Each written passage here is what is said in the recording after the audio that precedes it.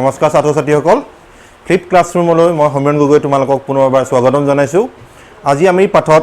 ধাতু আৰু অধাতুৰ আমি দ্বিতীয় খণ্ড আমি আলোচনা কৰিবলৈ আগবাঢ়িছোঁ আলোচনা কৰাৰ আগত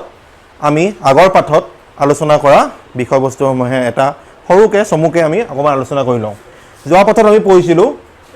এক নম্বৰতে পঢ়িছিলোঁ আমি ধাতু আৰু অধাতুৰ ভৌতিক ধৰ্মৰ তুলনামূলক অধ্যয়ন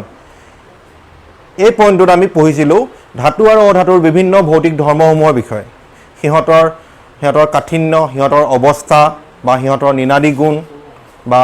সিহঁতৰ বিদ্যুৎ পৰিবাহিতা এইবোৰ বিষয়ে আমি চমুকৈ আমি আলোচনা কৰিছিলোঁ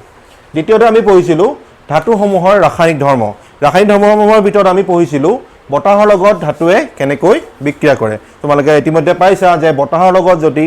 ধাতুৱে বিক্ৰিয়া কৰে তেন্তে আমাৰ কি উৎপত্তি হয় ধাতৱ অক্সাইডৰ উৎপত্তি হয় আনহাতেদি আমি আৰু এটা পাইছোঁ বিক্ৰিয়া যে পানীৰ লগত ধাতুৰ বিক্ৰিয়া পানীৰ লগত যেতিয়া ধাতুৱে বিক্ৰিয়া কৰিব তেতিয়া আমি কি উৎপত্তি হ'ব প্ৰথমতে আমাৰ সদায় কি উৎপত্তি হ'ব এটা ধাতুৰ এটা অক্সাইড উৎপত্তি হ'ব লগতে আমাৰ হাইড্ৰজেন গেছ উৎপত্তি হয় আৰু যিবোৰ ধাতৱ অক্সাইড পানীত দ্ৰৱণীয় হয় সেইবোৰে কি হয় পানীৰ লগত পুনৰ বিক্ৰিয়া কৰি ধাতৱ হাইড্ৰক্সাইডৰ সৃষ্টি কৰে এইকেইটা আছিল আমি আগৰ পাঠৰ আলোচনা কৰা বিষয় এতিয়া আমি মূল বিষয়লৈ আহোঁ আজিৰ বিষয়লৈ আজি আমি কি কৰিম আমাৰ ধাতুসমূহৰ ৰাসায়নিক বিক্ৰিয়াত আৰু এটা বিক্ৰিয়া আছে সেইটো হ'ল কি এচিডৰ লগত ধাতুৰ বিক্ৰিয়া তাক আমি চমুকৈ এনেকৈ দেখাব পাৰোঁ যেতিয়া ধাতুৰ লগত এচিডৰ বিক্ৰিয়া হ'ব যেতিয়া ধাতুৰ লগত লঘু এচিডৰ বিক্ৰিয়া হ'ব তেতিয়া আমাৰ কি উৎপত্তি হ'ব এটা ধাতৱ লৱণ উৎপন্ন হ'ব লগতে কি উৎপন্ন হ'ব হাইড্ৰজেন গেছৰ উৎপত্তি হ'ব উদাহৰণস্বৰূপে আমি পাওঁ ইয়াৰ উদাহৰণ আমি দেখুৱাইছোঁ যে আইৰণৰ লগত আমাৰ হাইড্ৰক্লৰিক এচিডৰ বিক্ৰিয়া হৈছে য'ত হাইড্ৰক্লৰিক এচিডটো হ'ল এটা লঘু এচিড লঘু বুলি এইকাৰণে কৈছোঁ সেইটো মানে আমাৰ পানী মিহলাই তাক লঘু কৰা হয় তাক পাতল কৰা হয় আমাৰ কি উৎপত্তি হয় এটা আমাৰ ধাতৱ লৱণ আমাৰ এইটো আইৰণ ক্লৰাইডৰ উৎপত্তি হয় লগতে কি উৎপত্তি হ'ব হাইড্ৰজেন গেছৰ নেক্সট আমি আৰু এটা উদাহৰণ দেখুৱাইছোঁ যে মেগনেছিয়ামৰ লগত ছালফিউৰিক এচিডৰ বিক্ৰিয়া হৈছে আমাৰ এটা লৱণ আমি কি পাম আমি মেগনেছিয়াম ছালফেট পাম লগতে হাইড্ৰজেন গেছ পাম উদাহৰণস্বৰূপে আৰু এটা পাইছোঁ আমি ছডিয়ামৰ লগত আমাৰ হাইড্ৰক্লৰিক এচিডৰ বিক্ৰিয়া হৈছে আমাৰ কি পাইছোঁ তেতিয়া ছডিয়াম ক্লৰাইড লগতে হাইড্ৰজেন গেছৰ উৎপত্তি হৈছে কিন্তু এইখিনিতে মন কৰিবলগীয়া কথা যে আমাৰ কেইটামান ধাতু আছে মেগনেছিয়াম আৰু মেংগানিজ ইহঁতৰ বাহিৰে আন যিকোনো আমাৰ যিবোৰ ধাতু পাওঁ সেইবোৰে কিন্তু লঘু নাইট্ৰিক এচিডৰ লগত বিক্ৰিয়া কৰিব নোৱাৰে ইয়াৰ কাৰণ হৈছে বিক্ৰিয়া কৰিব পাৰে কিন্তু বিক্ৰিয়া কৰি আমি কি উৎপত্তি কৰিব নোৱাৰে হাইড্ৰজেন গেছটো উৎপত্তি কৰিব নোৱাৰে ইয়াৰ কাৰণ এটাই যে নাইট্ৰিক এচিড হ'ল এটা জাৰক পদাৰ্থ নাইট্ৰিক এচিড হ'ল এটা জাৰক পদাৰ্থ ই কি হয় যেতিয়া যিটো আমাৰ হাইড্ৰজেন গেছ উৎপত্তি হ'ব বিক্ৰিয়াত যিটো হাইড্ৰজেন গেছ উৎপত্তি হয় সি লগে লগে কি কৰে তাক জাৰিত কৰি তাক পানীলৈ ৰূপান্তৰিত কৰে আৰু সি নিজেই নাইট্ৰিক এচিডটো নিজেই কি হ'ব সি বিজাৰিত হয় নাইট্ৰজেনৰ কিছুমান অক্সাইডলৈ সি বিজাৰিত হয় নেক্সট ইয়াত তোমালোকে মন কৰিবলগীয়া কথা যে কেইটামান আমাৰ ধাতু আছে আগতেও পাইছোঁ এইকেইটা ধাতু আমাৰ খুব বেছিকৈ আমাৰ কাৰো লগত বতাহৰ লগতো ভালকৈ বিক্ৰিয়া নকৰে পানীৰ লগতো ভালদৰে বিক্ৰিয়া নকৰে ঠিক একেদৰে ইহঁতি কি হয় লঘু এচিডৰ লগতো এইকেইটা কপাৰ সোণ ৰূপ এনেকুৱা কিছুমান ধাতু আছে এই ধাতুসমূহ কি হয় লঘু এচিডৰ লগত কোনো ধৰণৰ বিক্ৰিয়া নকৰে ইয়াৰ পিছত আমি নেক্সট বিক্ৰিয়া পাম আমি আন এটা ৰাসায়নিক ধৰ্ম পাম ধাতুসকলৰ সেইটো হৈছে কি আন ধাতৱ লৱণৰ লগত ধাতুৰ বিক্ৰিয়া তাক আমি চমুকৈ এনেকৈ লিখিব পাৰোঁ যে এই ধাতু ধৰি লোৱা এটা মই ধাতুৰ নাম দিছোঁ এ যদি এই ধাতুটোৱে যদি বি ধাতুৰ এটা লৱণ তাৰ লৱণৰ এটা যদি দ্ৰৱ লওঁ তাৰ লৱণৰ এটা যদি আমি দলীয় দ্ৰৱ লওঁ তাৰ লগত বিক্ৰিয়া কৰি কি উৎপত্তি কৰিব এই ধাতুৰ লৱণৰ দ্ৰৱ যোগ কি ওলাব বি ধাতুটো আমাৰ ওলাব কেনেকুৱা আছে বিক্ৰিয়াটো ভালকৈ মন কৰাচোন আমাৰ আছিলে বি ধাতুৰ লৱণৰ দ্ৰৱ তাৰ লগত কাৰ বিক্ৰিয়া হৈছিলে এই ধাতুৰ বিক্ৰিয়া হৈছিলে কি কৰিছে পিছৰবাৰ কি হ'ল আমাৰ এই ধাতুৰ লৱণৰ দ্ৰৱ হৈ গ'ল আৰু বি ধাতুটো তাৰ পৰা আঁতৰি গ'ল উদাহৰণস্বৰূপে আমি দেখুৱাইছোঁ এটা উদাহৰণ আছে আইৰণৰ লগত আমাৰ কপাৰ ছালফেটৰ বিক্ৰিয়া ইয়াত কি হৈছে আইৰণৰ লগত কপাৰ ছালফেটৰ বিক্ৰিয়া হ'লে আমাৰ কি ওলালে আইৰণ ছালফেট ওলালে লগতে আমাৰ কপাৰ ধাতুটো ওলাই গ'ল ইয়াত কি হৈছে এই যিটো লৱণ আছিলে এই লৱণৰ যিটো কপাৰ আছিলে কপাৰৰ জেগাত কি হৈ গ'ল ইয়াত আমাৰ আইৰণটো আহি গ'ল আৰু কপাৰটো তাৰ পৰা ওলাই সি তাৰ পৰা আঁতৰি গ'ল এই বস্তুটো এতিয়া কিয় হৈছে তাক আমি জানিব লাগিব নেক্সট আমি ইয়াত কি পাইছোঁ ইয়াত কি হৈছে আমাক আইৰণে কপাৰ সালফেটৰ যিটো দ্ৰৱ আছিল সেই কপাৰ সালফেটৰ দ্ৰৱৰ পৰা আমি কি কৈছে ইয়াত কপাৰক তাৰ পৰা অপসাৰিত কৰিছে আৰু তাৰ জেগাত নিজেই হি প্ৰতিস্থাপিত হৈছে অৰ্থাৎ আইৰণটোৱে কপাৰক তাৰ যিটো স্থান আছিলে কপাৰ সালফেটৰ পৰা কপাৰৰ যিটো স্থান সেই স্থানটো আইৰণে দখল কৰি লৈছে তোমালোকে প্ৰথম অধ্যায়ত তোমালোকে ইতিমধ্যে পাইছা অপসাৰিত বা প্ৰতিস্থাপন বিক্ৰিয়াৰ কথা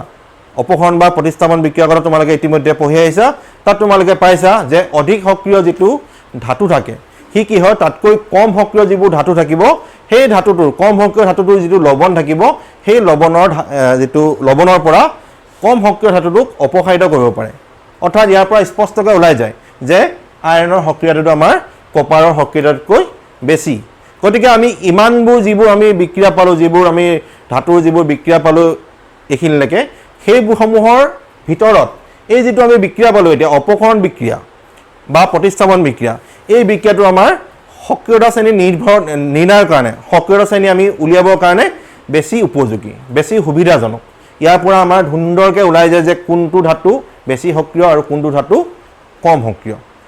সিম্পলি আমি ক'বলৈ গ'লে তাৰ কথাখিনি এইখিনি যে যদি এই ধাতুৱে বি ধাতুৰ লৱণৰ পৰা বি ধাতুটোক যদি আমি অপসাৰিত কৰিব পাৰে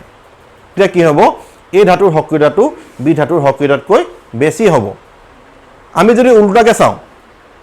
যদি কম সক্ৰিয় ধাতু যেনিবা বি আছে বি ধাতুটোৱে কিন্তু উল্টাকৈ এই ধাতুৰ লৱণৰ পৰা এক কিন্তু অপসাৰিত কৰিব নোৱাৰে সদায় কি হ'ব যিটো বেছি সক্ৰিয় ধাতু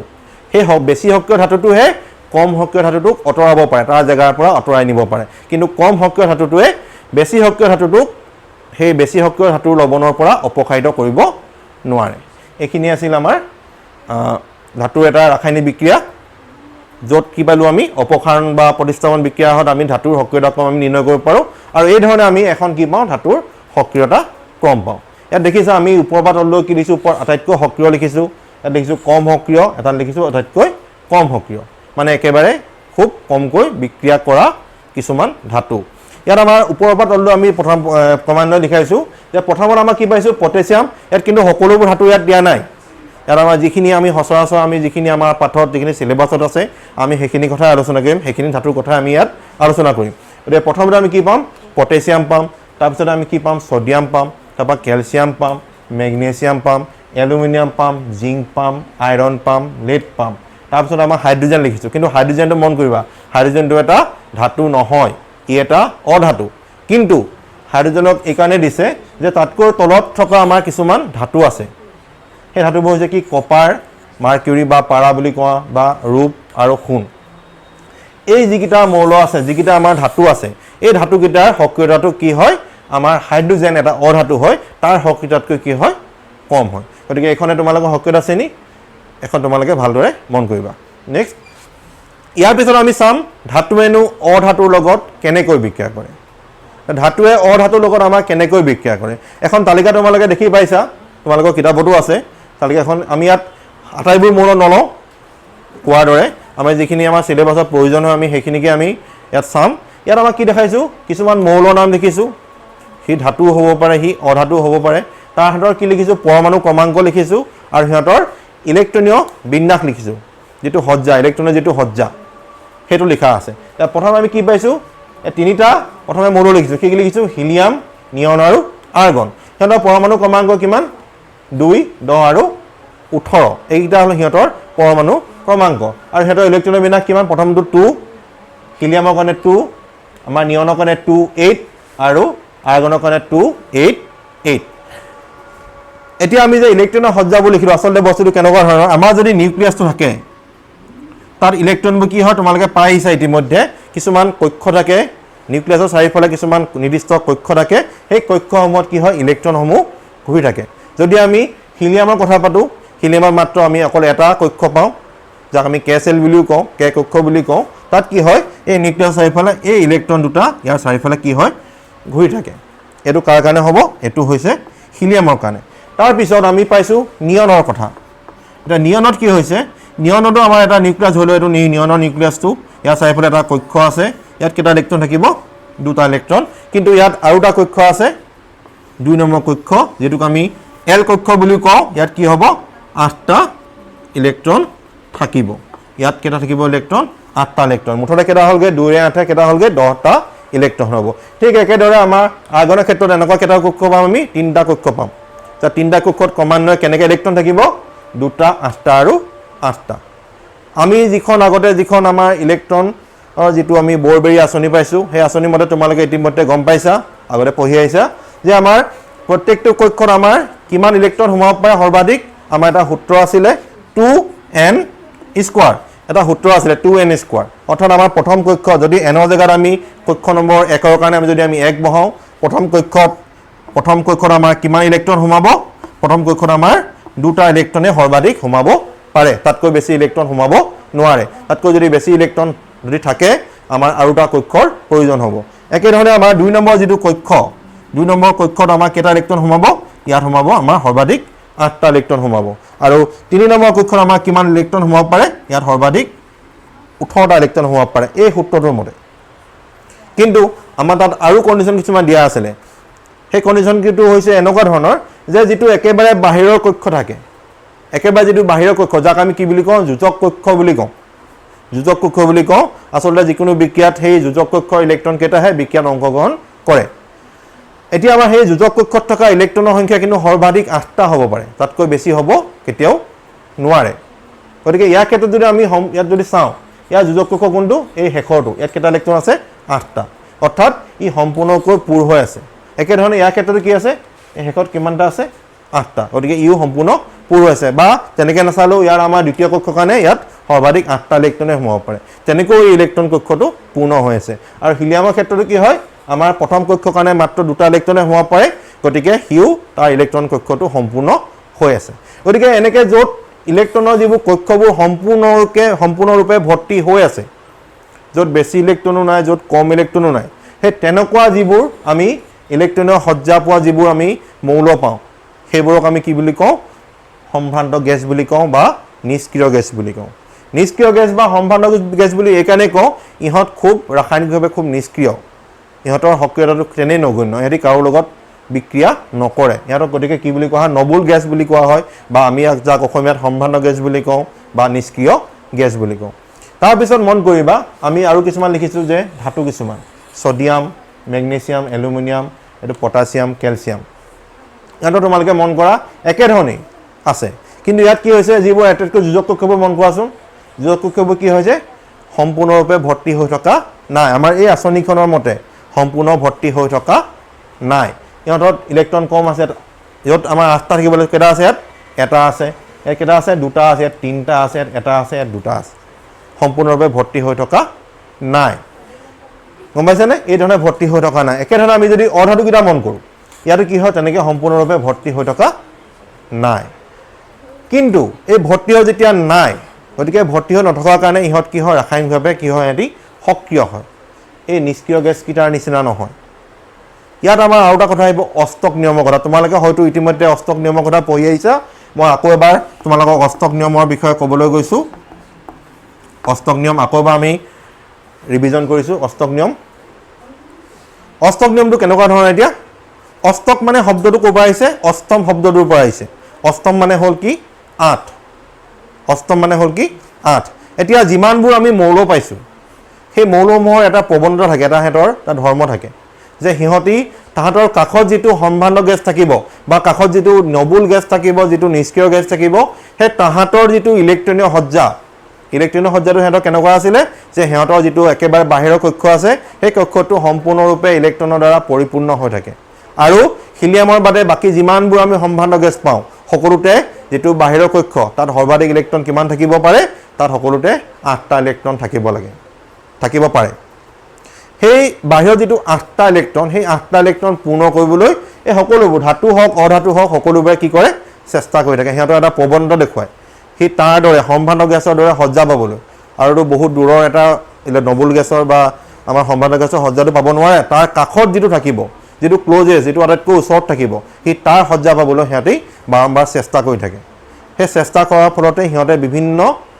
আন মৌলৰ লগত সিহঁতি বিক্ৰিয়া কৰে মৌলবোৰে আৰু সেই যেটো প্ৰবণতা সেই যেটো সিহঁতৰ যেটো বহিঃকক্ষটো যেটো এইটো যোজক কক্ষটো সিহঁতৰ পৰিপূৰ্ণ কৰা যেটো প্ৰবণতা সেই প্ৰবণতাক আমি কি বুলি কওঁ অষ্টক নিয়ম বুলি কওঁ আচলতে অষ্টক নিয়ম বুলি কেলে ক'লো সেই 8টা ইলেক্ট্ৰন হেতি সম্পূৰ্ণ কৰিবলৈ বিচাৰি থাকে সকলোবোৰ মৌলৈ হেতুকে আমি কি বুলি কওঁ অষ্টক নিয়ম বুলি কওঁ এতিয়া আমাৰ সেই অষ্টক নিয়ম পালো আৰু আমি কি পালো এতিয়া আমাৰ ইলেক্ট্ৰনৰ বিন্যাসখিনি পালো ইলেক্ট্ৰনৰ বিন্যাসখিনি পালো এতিয়া আমি চাওঁ আহাচোন ধাতুৱেনো অধাতুৰ লগত কেনেকৈ বিক্ৰিয়া কৰে আচলতে ধাতু আৰু অধাতুৰ লগত বিক্ৰিয়া জানিবলৈ হ'লে আমি এইখিনি কথা জানিব লাগিব আমি মৌলৰ ইলেক্ট্ৰনৰ বিন্যাসৰ কথা জানিব লাগিব আমি কি জানিব লাগিব অষ্টক নিয়মৰ কথা আমি জানিব লাগিব এটা চাওঁ আহাচোন এটা উদাহৰণ লৈছো আমি সোডিয়াম ক্লোৰাইড তোমালোকে সকলোৱে সোডিয়াম ক্লোৰাইডৰ নাম শুনিছা সোডিয়াম ক্লোৰাইড এতিয়া আমি সোডিয়াম ক্লোৰাইডৰ আমি ধাতু ন এটা মানে তাত কি আছে সোডিয়াম ক্লোৰাইড কি আছে এটা ধাতু আছে সোডিয়াম এটা কি আছে অধাতু আছে হৈছে ক্লোৰিন আমি এটা চাওঁ সোডিয়াম ক্লোৰাইডৰ গঠন সোডিয়াম ক্লোৰাইডৰ আমি গঠনটো চাওঁ কেনেকেনো গঠন হয় আচলতে ইয়াত কি হৈছে এটা ধাতু আৰু এটা অধাতুৱে বিক্ৰিয়া কৰি লগ লাগি এটা নতুন এটা সৃষ্টি কৰি যৌগ সৃষ্টি কৰিছে যৌগটোৰ নাম কি সোডিয়াম ক্লোৰাইড এতিয়া কি হ'ব প্ৰথমে আমি সোডিয়ামৰ ইলেক্ট্ৰনৰ বিন্যাস আমি জানিব লাগিব সোডিয়ামৰ পৰমাণু ক্ৰমাংক আছিল 11 আৰু ইয়াৰ ইলেক্ট্ৰনৰ যিটো বিন্যাস সেইটো কেনেকুৱা ধৰণৰ আছিল 281 অৰ্থাৎ ইয়াত আমাৰ কেইটা কক্ষ আছে তিনিটা কক্ষ আছে কক্ষ কেইটা কি আছে প্ৰথমটো কে সেল এল সেল আৰু এম সেল আৰু প্ৰথম কক্ষত দুটা ইলেক্ট্ৰন আছে দ্বিতীয় কক্ষত কেইটা ইলেক্ট্ৰন আছে 8টা আৰু তৃতীয় কক্ষত কেইটা ইলেক্ট্ৰন আছে এটা ইলেক্ট্ৰন আছে এটা যে আমাৰ যেটো অষ্টক নিয়ম পাইছিলো অষ্টক নিয়ম মানে কি হ'ব ই তাৰ কাখৰ যেটো সম্ভাণ্ড গেছ তাৰ সজ্জা পাবলৈ চেষ্টা কৰিব ইয়াৰ কাখত সম্ভাণ্ড গেছ কোনটো আছে ইয়াৰ কাখত সম্ভাণ্ড গেছটো কোনটো নিয়ন যাৰ পৰমাণু ক্ৰমাংক 10 আৰু ইলেক্ট্ৰনৰ বিন্যাস কেনেকুৱা 2 8 তাৰ প্ৰথম কক্ষত দুটা ইলেক্ট্ৰন আছে দ্বিতীয় কক্ষত 8টা ইলেক্ট্ৰন আছে ইয়াত তৃতীয় কক্ষ আছে নে তৃতীয় কক্ষ নাই ইয়াৰ কাখৰ সম্ভাণ্ড গেছ হৈছে এইটো গতিকে সোডিয়ামে কি কৰিব ই ইয়াৰ বিন্যাসটো লাভ কৰিবলৈ চেষ্টা কৰি কি হ'ব ই কি কৰিব সোডিয়ামে কি কৰিব সোডিয়ামৰ যদি আমি ইয়াক যদি এটা আমি ইলেক্ট্ৰন যদি ফুট চিত্ৰ হয় দেখো যেটো আমাৰ একেবাৰে বাহিৰ কক্ষত থকা ইলেক্ট্ৰনটো দেখো আমি এটা ফুটেৰে বুজাইছো এইটো হ'ল আমাৰ এই যেটো বাহিৰ কক্ষত থকা ইলেক্ট্ৰনটো অকল এটা ইলেক্ট্ৰন আছে গতিকে মই এটা ফুটেৰে বুজাইছো এইটো হ'ল কি এই যেটো বাহিৰ কক্ষত থকা ইলেক্ট্ৰনটো ই কি কৰিব ইয়াৰ কাখৰ সজ্জাটো পাবলৈ কি কৰিব লাগিব এই একটো ইয়াৰ পৰা আঁতৰি যাব লাগিব আঁতৰি গলে কেনেকুৱা হ'ব সজ্জাটো এই যদি আঁতৰি যায় কেনেকুৱা হ'ব সজ্জাটো আমাৰ 2 8 হৈ যাব গতিকে ইলেক্ট্ৰনটো ই তাৰ পৰা অতৰাই পঠিয়াব মানে কেনেকুৱা ধৰণৰ হ'ব তাৰ পৰা ইলেক্ট্ৰনটো আঁতৰি গ'ল কিন্তু আঁতৰি গ'ল ইয়াৰ পৰা ইলেক্ট্ৰনটো এতিয়া আছে না সম্পূৰ্ণকে গতিকে আমি সোডিয়াম বুলি ক'ব পাৰিম নে আমি সোডিয়াম বুলি ক'ব নোৱাৰো যেটো ইলেক্ট্ৰনটো হি ত্যাগ কৰিলে গতিকে আমি ইয়াক কি বুলি লিখিম ইয়াক আমি এটা আয়ন হিচাপে লিখিম সোডিয়াম প্লাস ই ধনাত্মকভাৱে আহিত হ'ব ই যেটো ইলেক্ট্ৰন ত্যাগ কৰিলে গতিকে ই কি হ'ব ধনাত্মকভাৱে আহিত হ'ব আৰু এটা কি আয়ন গঠন কৰিব এটা সোডিয়াম প্লাস আয়ন গঠন কৰিব যেটোক আমি কেটায়ন বুলি কওঁ ধনাত্মকভাৱে আহিত যিবোৰ পাম সেইবোৰ আমি কি বুলি কম কেটায়ন বুলি কওঁ আৰু যিবোৰ ঋণাত্মকভাৱে থাকে সেইবোৰ আমি কি বুলি কওঁ এনায়ন বুলি কওঁ এটা আমাৰ সোডিয়ামে কি কৰিলে ইলেক্ট্ৰনটো ত্যাগ কৰি হি এটা কেটায়ন গঠন কৰিলে এটো নাম কি Na+ এটা কেটায়ন গঠন কৰিলে তাৰ পিছত আমাৰ আহিব ক্লোৰিনৰ কথা তা ক্লোৰিনৰ আমাৰ কি আছিল ক্লোৰিনৰ আছিল আমাৰ কেনেকুৱা ক্লোৰিনৰ আছিল পৰমাণু ক্ৰমাংক আছিল 17 যত আমাৰ ইলেক্ট্ৰনৰ বিন্যাস কেনেকুৱা ধৰণৰ আছিল 2 8 আৰু 287 অৰ্থাৎ ইয়াৰ বাহিৰ কক্ষত কেটা ইলেক্ট্ৰন আছে 7টা ইলেক্ট্ৰন আছে অৰ্থাৎ আমি তাক কেনেকৈ দেখাব পাৰো আমাৰ ইয়াৰ দৰে যেটো ফুটৰ হয় দেখাম আমি ক্লোৰিন ইয়াৰ চাৰিফালে আমি এটোক মই ফুটেৰে দেখালো এটোক মই ক্ৰছ চিনেৰে দেখাম ইয়াত কেটা ইলেক্ট্ৰন আছে ইয়াত 2 3 4 5 6 এই কেটা ইলেক্ট্ৰন আছে 7টা ইলেক্ট্ৰন আছে এই ক্লোৰিনৰ চাৰিফালে দেখিছানে মই কিছুমান সৰু সৰু ক্ৰছ মাৰ্ক কৰিছো সেই ক্ৰছ কেটা কি বুজাইছে এই বাহিৰত থকা 7টা ইলেক্ট্ৰন বুজাইছে এই 7টা ইলেক্ট্ৰন ইয়াত আমি দেখুৱাইছো তা ই কি কৰিব ই তাৰ কাখৰ সজ্জা পাবলৈ চেষ্টা কৰিব ই যেনেকে সোডিয়ামে যেনেকৈ নিয়নৰ সজ্জা পাবলৈ চেষ্টা কৰিলে একেধৰণে কি হ'ব ক্লোৰিনৰ তাৰ কাখৰ যেটো সম্ভাণ্ড গেছ সেই সম্ভাণ্ড গেছৰ যেটো সজ্জা হেতু লাভ কৰিবলৈ ই চেষ্টা কৰিব তা ক্লোৰিনৰ কাখতনো সম্ভাণ্ড গেছ কোনটো আছে তাৰ কাখৰ সম্ভাণ্ড গেছটো কোনটো আৰ্গন ইয়াৰ কাখৰ সম্ভাণ্ড গেছ কোনটো আৰ্গন যাৰ ইলেক্ট্ৰনৰ বিন্যাস কেনেকুৱা 2 8 8 এটো হল আৰ্গনৰ ইলেক্ট্ৰনীয় সজ্জা এটা ক্লোৰিনে চেষ্টা কেনেকুৱা কৰিব ই আৰ্গনৰ দৰে হ'বলৈ চেষ্টা কৰিব ইয়াত দেখি জানে 7টা আছে কেটা আছে 8টা আছে গতিকে 8টা হ'বলৈ চেষ্টা কৰিব গতিকে ই কি কৰিব ই এটা ইলেক্ট্ৰন গ্ৰহণ কৰিব এটা ইলেক্ট্ৰন কি কৰিব গ্ৰহণ কৰিব গ্ৰহণ কৰি কেনেকুৱা ধৰণৰ হ'ব ইয়াক আমি কি বুলি লিখিব পাৰিম ক্লোৰিন আৰু ইয়াত আমাৰ কি আছিল কেটা ইলেক্ট্ৰন আছিল ইয়াত আছিল আমাৰ 7টাকৈ ইলেক্ট্ৰন আৰু এটা ইলেক্ট্ৰন হি এক্সট্ৰাকে হি গ্ৰহণ কৰিব ক'ৰ পৰা গ্ৰহণ কৰিব আমি যেহেতু দেখিছো সোডিয়ামে ইলেক্ট্ৰনটা ইয়াত ত্যাগ কৰিছিল সোডিয়ামে ইলেক্ট্ৰনটা ত্যাগ কৰিছিল সেই ত্যাগ কৰা ইলেক্ট্ৰনটো কোনে গ্ৰহণ কৰিব ক্লোৰিনে গ্ৰহণ কৰিব আৰু ক্লোৰিনটো কেনেকুৱা হৈ যাব ই যেহেতু ইলেক্ট্ৰন গ্ৰহণ কৰিলে গতিকে ইয়াক আমি কি বুলি দিম ইয়াক আমি নেগেটিভ চিনেৰে দেখুৱাম ই হৈছে ঋণাত্মকভাৱে আহিত ই ঋণাত্মকভাৱে আহিত হৈ যাব আৰু যাক আমি কি বুলি কম এনায়ন বুলি কম এটো হল এটা ক্লোৰিনৰ এনায়ন ক্লোৰিন এনায়ন এটো হৈছিল কি সোডিয়াম কেটায়ন এতিয়া যেতিয়া ইহত দুটাৰ মাজত বিক্ৰিয়া ঘটিব সোডিয়াম আৰু যেতিয়া ক্লোৰিনৰ মাজত যেতিয়া বিক্ৰিয়া ঘটিব মন কৰিছানে এটা হল ধনাত্মকভাৱে আহিত আনটা হল কি ঋণাত্মকভাৱে আহিত দুটাৰ বিপৰীত ধৰ্মী হল পজিটিভ আৰু নেগেটিভ যেতিয়া ইহত যেহেতু হেডে বিপৰীত ধৰ্মী হল গতিকে কি হ'ব ইহতৰ মাজত এটা আকৰ্ষণীয় বলৰ সৃষ্টি হ'ব যাক আমি কি বুলি কওঁ বিদ্যুৎস্থিতীয় আকৰ্ষণীয় বল বুলি কওঁ বিদ্যুৎস্থিতীয় আকৰ্ষণীয় বল বা আমি ইয়াক আন্ত আয়নীয় বিদ্যুৎস্থিতীয় আকৰ্ষণীয় বল বুলি ক'ব পাৰো এই গিটাৰ মাজত আমাৰ সেই বলটো সৃষ্টি হ'ব সেই আকৰ্ষণ বলটো সৃষ্টি হ'ব বলটো সৃষ্টি হোৱাৰ কাৰণে ইহতৰ মাজত এই আকৰ্ষণ যেটো বল থাকিব সেই বলটোৰ দ্বাৰা এটা আমাৰ বান্ধনী আমি দেখাব পাৰিম হেতি কি হ'ব লগ লাগি যাব লগ লাগি কি হ'ব আমাৰ সোডিয়াম ক্লোৰাইডটো আমাৰ ইয়াৰ পৰা গঠিত হ'ব যাক আমি একেবাৰে সহজভাৱে এনেকৈ দেখাব পাৰিম এটা লাইনত মই দেখুৱাইছো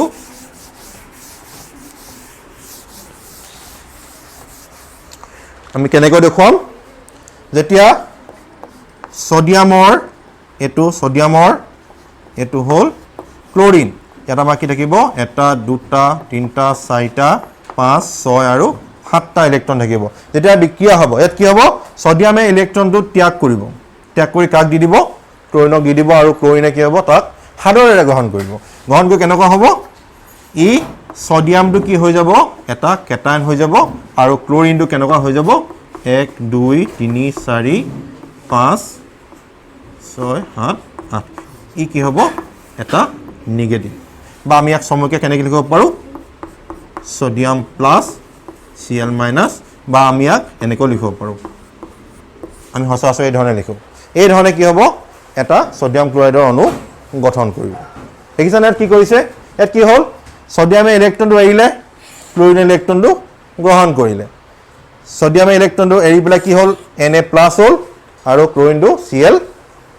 হ'ল দুটা বিপৰীতধৰ্মী হ'ল হেতৰ মাজত এটা আকৰ্ষণ বলৰ সৃষ্টি হ'ল বলৰ সৃষ্টি হোৱাৰ কাৰণে এটা নতুন অণু গঠন কৰিলে সোডিয়াম ক্লোৰাইড এই ধৰণে কি হ'ব এটা নতুন এটা অণু সৃষ্টি কৰিলে আৰু তোমালোকে মন কৰিছানে বাৰু ইয়াত যেতিয়া হেতৰ সৃষ্টি কৰিলে দুটা বেলেগ বেলেগ আছিল বেলেগ বেলেগ মৌল আছিল গতিকে হেতৰ মাজত কি হ'ব এটা আকৰ্ষণীয় বল সৃষ্টি হ'ল যাক আমি কি বুলি কৈছো বিদ্যুৎস্থিতীয় আকৰ্ষণী বল বুলি কৈছো আৰু সেই আকৰ্ষণীয় বলটোকে আমি কি বুলি কওঁ আয়নীয় বান্ধনী বুলি কওঁ আয়নীয় বান্ধনী একাৰে নাম দিছো যেহেতু ইউ এটা আয়ন সোডিয়ামো আয়ন ক্লোৰিনো আয়ন গতিকে আমি সেই বান্ধনীটোক আমি কি বুলি কম আয়নীয় বান্ধনী বুলি কম আৰু এই ধৰণে যিবোৰ যৌগ সৃষ্টি হ'ল এই যৌগটোক আমি সমগ্ৰ কি বুলি কম আয়নীয় যৌগ বুলি কম উদাহৰণস্বৰূপে মই আৰু এটা উদাহৰণ দেখুৱাইছো ইয়াৰ দৰে আমি আন এটা উদাহৰণ দেখুৱাইছো সাপোজ ক্যালসিয়াম ক্লোৰাইড আহাচোন চাও ক্যালসিয়াম ক্লোৰাইড নো কেনেকৈ গঠিত হয় ক্যালসিয়াম ক্লোৰাইডৰ কেনেকৈ গঠিত হৈছে আৰু এই ধৰণে আমি যিবোৰ ফুট বা আমি ডট দি পেলা যিবোৰ ক্ৰছ মাৰ্ক দি পেলা যেটো আমি চিত্ৰ আঁকিছো চিত্ৰক আমি কি বুলি কওঁ ইলেক্ট্ৰন ফুট চিত্ৰ বুলি কওঁ বা ইলেক্ট্ৰন বিন্দু চিত্ৰ বুলিও কওঁ এৰূপ সমগ্ৰ আমি দেখুৱাইছো ম্যাগনেছিয়ামৰ লগত যেতিয়া ক্লোৰিনে বিক্ৰিয়া কৰিব আমি আকৌ জানো ম্যাগনেছিয়ামৰ যেটো পৰমাণু ক্ৰমাংক হেতু হৈছে কিমান 12 ম্যাগনেছিয়ামৰ পৰমাণু ক্ৰমাংক 12 তাৰ ইলেক্ট্ৰনৰ সজ্জা কেনেকুৱা 282 অৰ্থাৎ ইয়াৰ বহিঃকক্ষত কেটা ইলেক্ট্ৰন আছে দুটা ইলেক্ট্ৰন যাক আমি দুটা ফুটেৰে দেখুৱাইছো আৰু লগত কাৰ বিক্ৰিয়া হৈছে ক্লোৰিনটো আগতেও পাইছে কেটা থাকে ইয়াত থাকে 7টাকৈ ইলেক্ট্ৰন ইয়াৰ বহিঃকক্ষত 7টা ইলেক্ট্ৰন থাকে যাক আমি যোজক ইলেক্ট্ৰন বুলিও কওঁ এজন থাকিব কিন্তু এটা মন কৰিছানে ই কিন্তু ইলেক্ট্ৰন কেটা আহিব ইলেক্ট্ৰন এৰিব কেইটা দুটা ইলেক্ট্ৰন এৰিব যিহেতু দুটা ইলেক্ট্ৰন আছে আৰু ই কি হ'ব তাৰ কাষৰ সম্বন্ধ গেছ নিয়ন তাৰ সজ্জা 28 এইটো পাবলৈ কি হ'ব লাগিব ই এটা ইলেক্ট্ৰন এৰিলে নহ'ব সোডিয়ামৰ দৰে কেইটা ইলেক্ট্ৰন এৰিব লাগিব ই দুটা ইলেক্ট্ৰন ত্যাগ কৰিব লাগিব বা দুটা ইলেক্ট্ৰন হি এৰি দিব লাগিব গতিকে ই কি হ'ব এটা ক্লোৰিনৰ লগত ই বিক্ৰিয়া কৰিব নোৱাৰে তাৰ কাৰণে কি হ'ব দুটা ক্লোৰিনৰ আমাৰ পৰমাণু লাগিব দুটা আমি পৰমাণু লম প্লাছটো মাজত দিছো মেগনেছিয়াম ইয়াত দুটা ইলেক্ট্ৰন আছে আৰু ওপৰত দুটা ক্লোৰিন তলত আমি আনটা ক্লোৰিন লৈছো এইটো ক্লোৰিন ইয়াত কি হ'ব এই ইলেক্ট্ৰনটো যাব এটা ক্লোৰিন লৈ এইটো ইলেক্ট্ৰন যাব আন এটা ক্লোৰিন লৈ গতিকে কেনেকুৱা ধৰণে হ'বগে এটা কি হ'ব ইয়াত কি হ'ব এতিয়া চোৱাচোন ভালকে মন কৰা ইয়াত দুটা ইলেক্ট্ৰন আছিলে দুটা ইলেক্ট্ৰন এৰি দিলে এটা ইলেক্ট্ৰন ল'লে এইটো ক্লোৰিনে আনটো ইলেক্ট্ৰন ল'লে এইটো ক্লোৰিনলে গতিকে মেগনেছিয়ামৰ সজ্জা এনেকুৱা হৈ গ'ল আৰু ক্লোৰিনটো তাৰ কাষৰ সম্বন্ধ গেছ কি আছিলে আৰ্গন সি তাৰ সজ্জা পাই গ'ল গতিকে আমাৰ কেনেকুৱা ধৰণে দেখাব পাৰিম Mg কিন্তু এতিয়া মন কৰিবা ইয়াত কেইটা ইলেক্ট্ৰন আহিছে দুটা ইলেক্ট্ৰন গতিকে আমি কেইটা দিলো দুটা প্লাছ দিলো বা সমকো আমি কেনে লিখিব পাৰো আমি 2 প্লাছ বুলি লিখিব পাৰো অৰ্থাৎ ই দুটা ইলেক্ট্ৰন ত্যাগ কৰিছে আৰু ক্লোৰিন কেইটা আছিলে ক্লোৰিনে কেনেকুৱা হ'বগে এটা দুটা তিনটা চাৰিটা পাঁচটা ছটা সাতটা আৰু এই 8 নম্বৰটো ই কি হ'ব মাইনাস কিন্তু এনেকুৱা ক্লোৰিন কেইটা আছিলে ইয়াত দুটা ক্লোৰিন আছে গতিকে ইয়াত কি হ'ব 2 এটা দি দিম আমি ইয়াত গতিকে ইয়াত কি হ'লগে Mg2+ আৰু Cl- কেইটা আছে দুটা আছে আমাক তাৰ কৰি সমগ্ৰ কেনেকৈ লিখিম MgCl2 তা গম পাইছে নে কেলেনো কেনেকৈ দুইবোৰ আহে আমি যে সোডিয়াম ক্লোৰাইড লিখোতে আমি 2 নিলিখো কিন্তু আমি মেগনেছিয়ামৰ লগত যেতিয়া লিখিম বা আমি যেতিয়া ক্যালসিয়ামৰ লগত লিখিম তেতিয়া আমি কেনেকৈ দিম ইয়াত আমি লগতটা 2 আহি যায় অৰ্থাৎ তাৰ পৰা এটো বুজা যায় যে মেগনেছিয়ামে দুটা ইলেক্ট্ৰন ত্যাগ কৰে সেই দুটা ইলেক্ট্ৰন গ্ৰহণ কৰিবলৈ আমাক ক্লোৰিন এটা ক্লোৰিন হলে নহব আমাক দুটা ক্লোৰিনৰ প্ৰয়োজন হয় গতিকে আমি তাক এই ধৰণে দেখাব পাৰো এই ধৰণে আমি আৰু বহুত উদাহৰণ দেখাব পাৰো আমাৰ সময়ৰ নাটনি গতিকে ইয়াৰ পৰা আমি কি পালো এই এনেকুৱা যিবোৰ যৌগ পাম য'ত কি হৈছে কেনেকৈ গঠন কৰিছে ই কোনোবা ইলেক্ট্ৰনটো ত্যাগ কৰিছে আৰু কোনোবা ইলেক্ট্ৰন কি কৰিছে গ্ৰহণ কৰিছে আগৰ আমাৰ সোডিয়াম ক্লোৰাইডৰ ক্ষেত্ৰত সোডিয়ামে ইলেক্ট্ৰনটা ত্যাগ কৰিলে আৰু ক্লোৰিনে ইলেক্ট্ৰনটো গ্ৰহণ কৰি সিহঁতৰ মাজত যেটো আকৰ্ষণীয় বল সৃষ্টি হ'ল সেই বল সৃষ্টি কৰি এটা কি কৰি সৃষ্টি কৰিলে হেঁতি কিছুমান যৌগ সৃষ্টি কৰিলে এটা যৌগৰ অণু সৃষ্টি কৰিলে আৰু এই ক্ষেত্ৰত কি হ'ল আমাৰ মেগনেছিয়ামে দুটা ইলেক্ট্ৰন ত্যাগ কৰিলে সেই দুটা ইলেক্ট্ৰন দুটা ক্লোৰিনে গ্ৰহণ কৰি MgCl2 আমাৰ এটা যৌগৰ অণু গঠন কৰিলে এই ধৰণে আমাৰ কিছুমান যৌগ নতুন কিছুমান যৌগ পাওঁ আৰু এনেকুৱা যৌগৰ আমি নাম কি দিওঁ আয়নীয় যৌগ কেনেকৈ সৃষ্টি হ'ল ইলেক্ট্ৰন আদান প্ৰদান মানে কোনোবাই আদান কৰিলে কোনোবাই প্ৰদান কৰিলে কোনোবাই দি দিলে কোনোবাই লৈ ল'লে এই ধৰণৰ যিবোৰ যৌগ পাওঁ তাক আমি কি বুলি কওঁ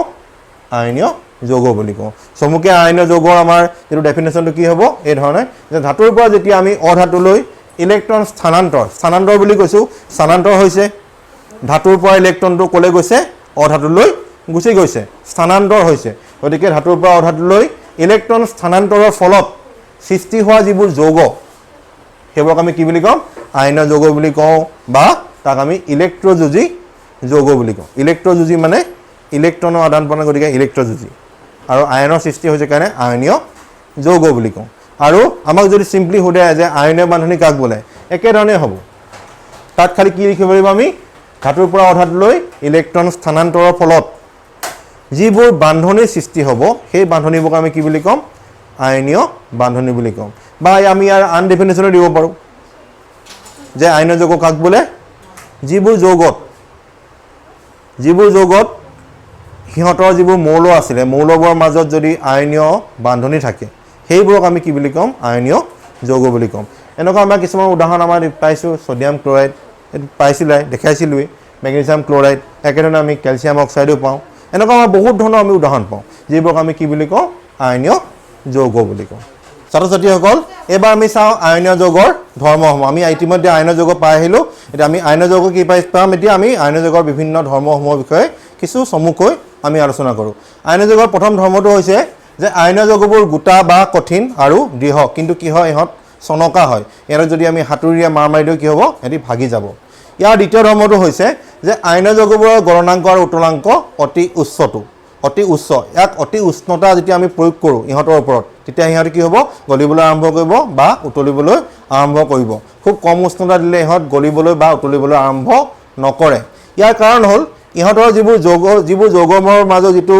আকৰ্ষণীয় বল যিটো ইহঁতৰ বান্ধনীৰ যিটো আকৰ্ষণীয় বলটো আছে সেই বলটো কি হয় অতি উচ্চ ইহঁতৰ মানে খুব আকৰ্ষণ বলটো খুব প্ৰবল হয় ইহঁতক মানে সহজতে অতি কম যদি আমি উষ্ণতা প্ৰয়োগ কৰোঁ ইহঁতি সহজতে সেই যিটো বান্ধোন যিটো আকৰ্ষণীয় বলটো সিহঁতি ভাগি সিহঁতি ছেপাৰেট হ'ব নোৱাৰে সিহঁতি আঁতৰি যাব নোৱাৰে গতিকে কি হয় ইহঁতৰ গলনাংক আৰু উতলাংকটো অতি উচ্চ হয় তৃতীয়তে আইনীয় যৌগবোৰ পানীত দ্ৰৱণীয় হয় কিন্তু কি হয় কিছুমান কেৰাচিন পেট্ৰল এনেকুৱা ধৰণৰ কিছুমান জৈৱ দ্ৰাৱক আছে যিবোৰ জৈৱ দ্ৰাৱকত সিহঁত দ্ৰৱণীয় নহয় চতুৰ্থতে আমি পাওঁ যে বিগলিত বা দ্ৰৱীভূত অৱস্থাত আইনীয় যৌগবোৰে বিদ্যুৎ পৰিবহণ কৰিব পাৰে ইয়াত মন কৰিবা যে বিগলিত বা দ্ৰৱীভূত অৱস্থাতহে ইহঁতি কি কৰিব পাৰিব বিদ্যুৎ পৰিবহণ কৰিব পাৰিব যে গোটা অৱস্থাত যেতিয়া থাকিব সিহঁতৰ খুব দৃঢ় গঠনৰ বাবে তাৰ মাজত সেই যৌগবোৰৰ মাজত কি হয় আয়নৰ পৰিবহণটো নঘটে সেই আয়নৰ পৰিবহণটো নঘটাৰ ফলত সিহঁতৰ মাজত বিদ্যুৎ পৰিবহণ ঘটিব নোৱাৰে এতিয়া তোমালোকলৈ কেইটামান গৃহকৰ্ম লৈ আহিছোঁ মন কৰাচোন প্ৰথম গৃহকৰ্মটো হৈছে এইটো যে ইলেক্ট্ৰন স্থানান্তৰৰ জৰিয়তে ছডিয়াম অক্সাইড আৰু মেগনেছিয়াম অক্সাইডৰ গঠন লিখিব লাগে দ্বিতীয়তে